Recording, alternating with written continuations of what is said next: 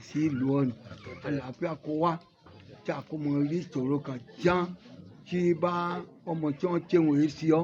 ọlọ́run kó jẹ́ tí lámùdún kó rẹ péré bẹ́ẹ̀ tí kó dọ́mọ sí ọ̀ní àwọn ya akóra ya ọ̀ní kò ní nǹkan kó pú lọ́mọ tí kò dùn tí a kó lọ pẹ̀lẹ́pẹ̀lẹ́ ikú òjijì kó máa wá bí bá a tó sí ọ bẹ́ẹ̀ jẹ́ kó jẹ́ ẹnumọ̀ gbàgbó lápọ́n ìlú ìgbèrí ìlú ìdẹ̀dò tútù jáwọn àbèrè sí nínú àlàáfíà kó gbé pín o. C'est par cette libation que le roi Oba Achesi a levé un coin de voile sur la deuxième édition de la fête de l'Igname ce samedi 9 septembre 2023 à Sowe dans la commune de Glazoué. ọjọ́ ní èéjì ọlọ́run ti mú tí ó mú sílẹ̀ mi fún wa kí àwọn àpàdé ibi tó di ọjọ́ àsíbí ọjọ́ kẹsàn-án nínú oṣù ìkájú ọdún 2023 tí a ò kó jẹ ọdún ẹ̀ nínú oṣù ìkájú ẹkùn mà ní ìwé ní àwọn rere ni ọlọ́run ẹ̀ kó jẹ́ kí ìtù yá ẹ̀ kó rí jà ẹ̀ kó àmú jẹ gbó ọlọ́dún kọ́dún wọn kò kàn yín ọ̀dẹ̀ gbin ebè igbó lọ́dọ̀ ní ọ́ bó di lámùdún ẹ̀ kó gbin igbó mẹ́ta bẹ́ẹ̀ ebè yẹn wà kí yẹn rí ó gbogbo nìyà ìṣe tán lè pèrè bẹ́ẹ̀ rírí lágbára ọlọ́run ọ̀hún sórí kan kò rí nǹkan ṣàì tí kò kẹ́kọ̀ọ́ ṣe sí lílo ọmọ yẹn kó já ìlú ẹ̀ ẹ wà gbàdúrà fún ọmọ yẹn tí mo lè rí àárẹ̀ ọkàn já yẹn kó wà lọ bí ẹ kó wà bí lórúkọ ọlọ́run tí nǹkan tún wọn ọmọ yẹn yẹn wà lẹ́yìn dé ọdún yẹn lọ rí dánwò wọn bọ́ọ̀lì kan lọ rí dánwò àká yẹrọ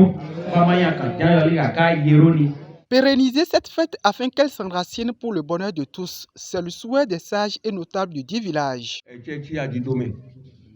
ẹ jẹ́ kí ohun yan gbé àmúrùdí ìlú ọ pàtẹ ọ tí ìlú fúdi ìlú ọ ọlọ́run kó ràn yín pó lọ́wọ́ wọ́n nìkan sí rí nǹkan ẹ kó tiẹ̀ polú ẹ̀ ní rírere wọ́n nìkan ló ń po ìlú ẹ kó bàjẹ́ olú ẹ kó rí ní ẹ kó rí ìṣòro ní ọ̀nà èèmọ̀ ní ìlú ọ kó sàn kó lọ wájú ọ ìrànlọ́wọ́ kó lọ polú ẹ̀. ẹ jẹ́ ti ìlú gbèrí ẹ jẹ́ ti ìlú dẹ̀dọ̀ ẹ jẹ́ ti olúlúlu ẹ jẹ́ ti délégué ìlú ọ ẹ jẹ́ ti ìnàlú ẹ jẹ́ tọmọtọ́lú ẹ jẹ́ ọmọ kídàlú ìlú yẹ kó gbére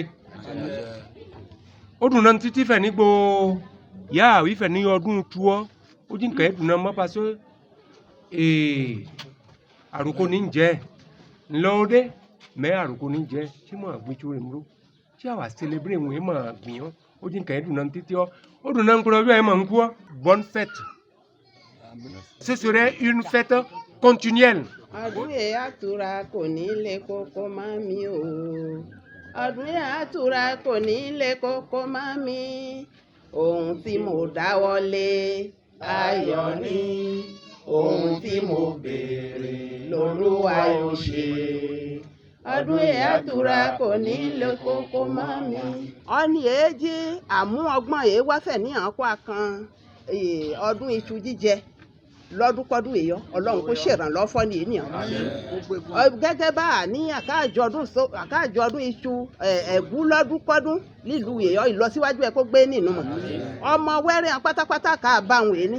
wọ́n ní èé dáhùn ènìyàn sí ọ ọmọ wẹ́rẹ́ yìí bọ̀ lẹ́yìn wọn àkáàtsewu títí sáka bá sí àkàtún àkágbẹ́ lọ́kọ́ ó àjí kò dáwọlẹ̀ mọ̀ àgbẹ̀ lọ́kọ́ jàn ní ẹ̀kọ́ pérépọ́ àgùlé ni. Outre la cérémonie de consommation de l'igname pilé, cette fête reste un moment de réflexion sur le développement de ce village. Les premières impressions sont une fierté qui m'anime parce que je peux vous dire que nous sommes à la seconde édition de cette fête ici à Sowe et j'ai noté le même engouement, sinon plus que ce que nous avons fait l'année dernière. Je dois profiter de l'occasion pour saluer le parrain de l'événement qui a été choisi cette année, en la personne de mon frère Jacques Tanvi. La seconde impression est que je note que les parents ont choisi de faire de cette fête une pérennité. Parce que vous voyez, quand on parle de fête de l'igname, ce n'est pas se réunir pour manger de l'igname pilé qui est le plus important. Parce que chaque cultivateur à Sowe ici, dès que l'igname commence par être récolté, mange à suffisance de l'igname pilé chez lui. Depuis quelques années, je crois que c'est la 7e édition déjà, il y a la fête de l'igname à Glazoué. Et puis les parents ont dit, mais quand on prend le quota de ceux qui amènent de l'igname à Glazoué, Soé n'est pas des restes. Et que nous devons également en faire une fête identitaire. C'est comme ça que l'idée est née depuis l'année passée. Et nous nous sommes mis, aussi bien les parents au village que nous autres qui sommes de la diaspora. Et voilà, vous avez vu l'ambiance qui règne. C'est vraiment festif. Et comme je disais tantôt, ce n'est pas juste se retrouver pour manger de l'igname pilé, boire et danser. C'est des occasions de réflexion pour faire des propositions pour améliorer un certain nombre de choses pour le développement de notre village. Il faut dire que nous devons louer l'Éternel parce que la fête là, c'est dans le mois d'août. On a commencé l'année passée et on s'est dit, chaque année dans le mois d'août, nous allons célébrer l'igname pilé. Mais l'homme propose et Dieu dispose. Vous savez, Paris n'est pas bâti en un seul jour. Et on finit de grandir, mais on ne finit jamais d'apprendre. Donc, nous avons démarré l'année passée et les erreurs de l'année passée nous ont éduqués. Si bien que cette année, il y a un peu d'innovation.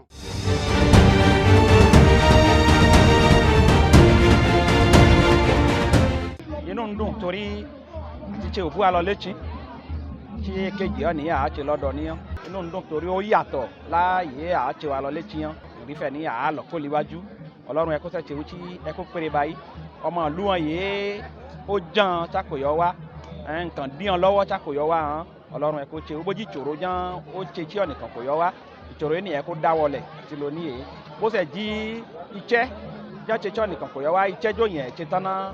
ó yọ ṣe nǹkan ní iṣẹ́ yẹn kó lọ wájú fún wọn nìyẹn nìyẹn tí ọmọ ìlú wọn ka tún yẹ gbin tí wọn bí hàn ìtura ka tún akari ìtàmúdún ẹ̀kọ́ rẹ̀ líyàtọ̀ rere ẹ̀kọ́ fúdání fún gbogbo wọn tí àìkú rẹ̀ pọ̀ péré báyìí lámúdúró wọn wí nífẹ̀ẹ́ ní bójú di lámúdún wọn ìyàtọ̀ àpàtẹ yá ẹ̀kọ́ tse ọ ọmọ ìlú wọn kíkọ̀ àìkú rẹ̀ wí sílẹ̀ tí fún chika péré báyìí torí ké àyẹ̀ joko ká ẹ̀ fọn lá ìlọsíwájú ìlú ọ kò tí ẹ̀ gbú ọdọdọ jà ẹ̀ jẹ́ tí àyẹ̀ fún ìdè torí kúnnukún àjẹgúlì ńlẹ̀ dọ́n kò tí ẹ̀ gbú ọdọdọ àyẹ̀ jẹ́ bójú ọlọ́run yọ tse wọ ìlọsíwájú ẹ̀kọ́ gbé tí ó wù mí fẹ̀ ní àìkó mú kankan lẹ̀ tí àìkó tse tí bójú àwa lọ bí akárí fẹ̀ ní ọdún egu yẹ àjẹ́ ọgbó ń yẹ àmútse ọkàn ní ayọ̀ ànáwọ́ fún kàkó àmọ́ jígbó nínú àdódó ján àìkó àmúsí donc ó bẹ ìyàtọ̀ ẹ̀ nìyẹn lámúdún ka tí wọ́n atsọ ya àìkó mú atsọ torí káàrí fẹ̀ ní àwa péré yà àná àbáyà àwa péré àmọ́ bójú ààrẹ bọ̀ ìlú gbọ́rọ̀ inú yẹn kó dẹ́ dùn péré bẹ́ẹ̀ ro. litu alibio itu ye ẹ̀jẹ̀bú wọn ni màlúmbà wíṣọ yẹn pásá àti ẹgbà dáadáa wọn tètè àti kó alitu kàn wọn tí a ẹgbẹ tí ẹjì tu ẹgbú tí ẹni ẹ ọbọ náà jíba nàkà ján ẹ mọ̀ní tu ẹ pé ọjẹ̀bú ní jí làbọ̀kọ̀ ẹ yìí ni àwọn bóyá jí òògùn yín lásìkò ní nǹkan oṣù mẹ́ta ọdún wọn bẹ̀ kí wọ́n kọ́ ẹ̀ di oṣù méje ẹ ti fìdáde tí ẹgbú ẹ bá dé ìkàn wà bí àpè mọ̀rọ́kọ́ ìtú abíọ́ ìfún ẹ pé tẹ́bí gan mẹ́yà ẹ pè é mọ̀rọ́kọ́ wọ́n jí tukọ̀ tí ẹ yà fún darẹ̀ rú ìtukọ̀ wọn bẹ̀ lárọ̀pàrọ̀pà tí ẹ rẹ̀ jí nǹkan gan yan ẹfuru wọn ìtúwé náà jí tukọ̀ tí ẹ sà tí yóò asún àtọ́ àdàrú ìbílẹ̀ fẹ̀ ní kó pọ̀ tí òyàn kó kó àrí torí ìtúwé ní ọ ìkàn wà jẹ́jẹ́ ní ọ lásìkò yìí tí tiẹ́ tiẹ́ ni ẹ̀ di àsìkò ọ̀run tó náà kó tiẹ̀ mẹ́ àádúpẹ́ lọ́dún ó ti àpọ̀